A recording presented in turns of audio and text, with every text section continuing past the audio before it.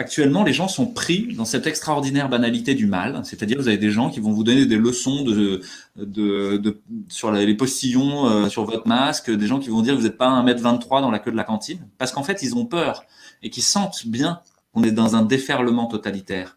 Et donc, ils s'accrochent à ce qu'ils peuvent. Parce qu'ils se disent, si je m'accroche à ça, ben, je fais société, je suis encore avec les autres. Parce que sinon, j'ai plus rien, je suis en train d'être ballotté comme un fétu de paille. Et donc là, les gens ils vont s'accrocher à quelque chose. Parce que justement, sinon on va être ballotté comme des fétus de paille. Et vous avez deux options, deux voies différentes. Et à mon avis, les deux voies seront empruntées. Une voie qui est la voie violente face au déferlement totalitaire, ben vous avez un déferlement de violence. C'est juste la réponse du berger à la bergère. Hein. Il y a une autre voie qui est possible. Cette autre voie, c'est celle du courage, de la détermination et du non. Un peu comme Martin Luther King ou Gandhi. C'est dire, je n'ai pas de masque dans la rue. Ça n'a aucun sens pour moi, je n'en ai pas. Point. Je ne suis pas confiné. Ça n'a aucun sens pour moi. Ça ne fait pas société. Je ne suis pas confiné. Point. Et se mettre en lien.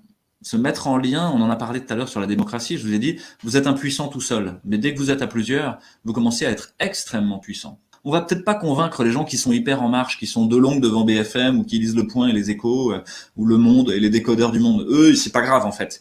Et ils sont en train d'essayer de s'accrocher à quelque chose. Il faut juste beaucoup d'empathie.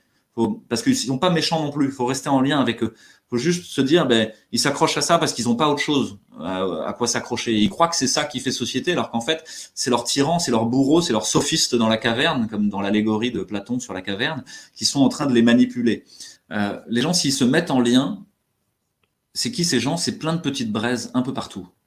Je peux vous dire que dans notre collectif, il y a des gens qui disent pas leur nom, mais qui en fait sont dans la haute administration, qui en fait sont directeurs d'hôpitaux, qui en fait travaillent dans des ARS, qui en fait travaillent dans tous les endroits, et qui sont directeurs d'établissements scolaires. Et tous ces gens-là sentent qu'il y a quelque chose qui ne va pas. Le but de Réinfo Covid, c'est d'aller souffler sur ces braises et de les mettre ensemble, de les rassembler en un petit tas, et que il y a une flamme d'espoir qui jaillisse et qui permette d'aller vers la paix et de proposer autre chose.